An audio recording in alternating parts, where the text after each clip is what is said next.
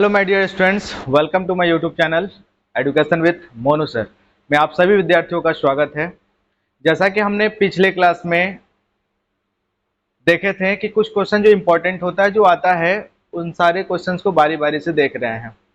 तो पिछले क्लास में हमने एक क्वेश्चन देखा था कि जब प्रथम पद दिया गया हो और सार्वंतर पद दिया गया हो तो आगे का 3 पद कैसे ज्ञात करते हैं वो सीखे थे। तो चलिए आज के क्लास में हम लोग एक नया टॉपिक को सीखें जिसका नाम है, जैसे कि एग्जाम में पूछा जाता है कि 2 अंकों वाली कितनी संख्याएं जो है 3 से विभाज्य हैं, 2 अंकों वाली कितनी संख्याएं जो है 7 से विभाज्य है, 2 अंकों वाली कितनी संख्याएं जो है 11 से विभाज्य है। इस प्रकार की बहुत सारे क्वेश्चंस जो है ना आसानी से आप ज्ञात कर सकते हैं। तो आइए चलिए सीखें।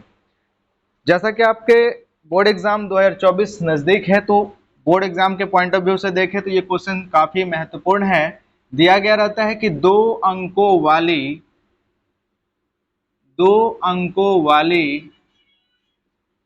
कितनी संख्याएं 2 अंकों वाली कितनी संख्याएं 3 से विभाज्य है, 3 से विभाज्य है। यहाँ पे बोल रहा है कितने अंकों वाली, 2 अंकों वाली।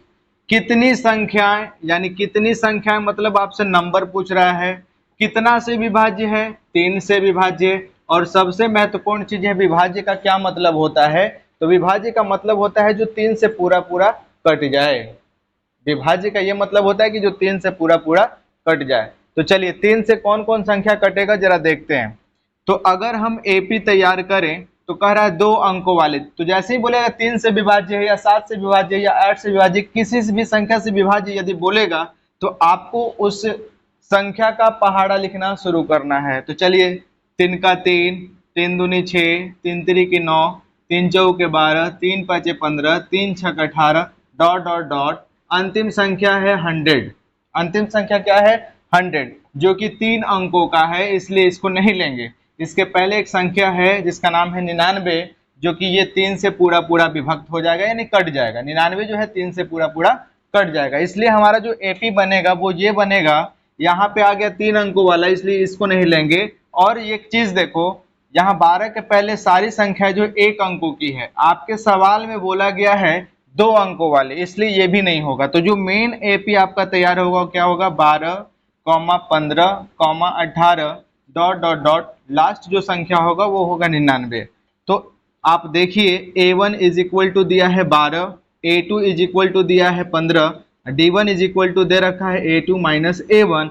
सूत्र होता है A2 का वैल्यू है 15 और A1 का वैल्यू है 12। तो 15 रुपया में से 12 रुपया घट गया तो कितना बचा 3 रुपया। अब यहाँ पे हमारा अंतिम जो संख्या है वो 99 है, तो n अंतिम संख्या को n से सूचित करते हैं और n का वैल्यू दिया है 99। तो n बराबर सूत्र होता है a plus n minus 1 into D.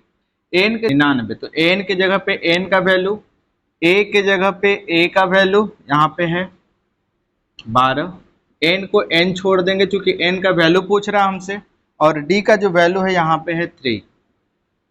ध्यान से बच्चे देखिए कि a का मान कहाँ है, n का मान किसे कहेंगे, d का मान किसको कहेंगे, और जगह पे भरेंगे सूत्र वाले स्थान पर उसको रख देंगे।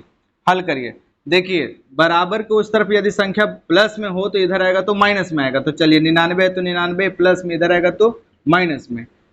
एक बात सीखिए यहाँ पे कि अगर कोई संख्या ब्रैकेट के बाहर हो तो संख्या का गुणा सबके साथ होगा। कहने का मतलब है ब्रैकेट के बाहर जो संख्या होगा उसका गुणा ब्रैकेट के अंदर वाले में सबके साथ होगा।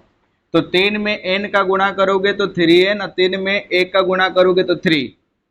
यहाँ पे 99 में से 12 घटेगा तो 9 में से 2 गया हुआ 7, और 9 में से 1 गया 8। संख्या को संख्या के साथ -3 है तो इधर आएगा तो +3, और 3n को 3n अपने स्थान पर रहने देंगे। 87 रुपया था और 3 रुपया और ऐड कर दिए तो 90 रुपया बराबर 3n। ये दोनों आपस में गुणा के रूप में है। बहुत सारे बच्चों को ये भी पता नहीं होता है ये दोनों किस रूप में है। तो आप जान लें कि कोई भी एक चर और एक अचर पद दोनों आपस में गुणा के रूप में होता है। तो 3n है तो 3 इधर आएगा भाग के रूप में, तो बराबर n का मान निकल के बाहर आएगा। 3 का पहाड़ा 30 बार पढ़ेंगे, 3 का पहाड़ा 30 बार पढ़ेंगे तो 90 आएगा। तो विद्यार्थी आप लोगों को पता हो गया कि कितनी संख्या जो है कि 3 से विभाज्य है। तो 2 अंकों वाली कितनी संख्या 3 से विभाज्य है? तो 2 अंकों वाली 30 संख्या जो है कि 3 से विभाज्य है। तो उम्मीद करते हैं कि ये सारा वीडियो आप लोगों को समझ आ रहा होगा, और आपको समझ आ रहा है तो शेयर, सब्सक्राइब और कमेंट जरूर करें। Thank you.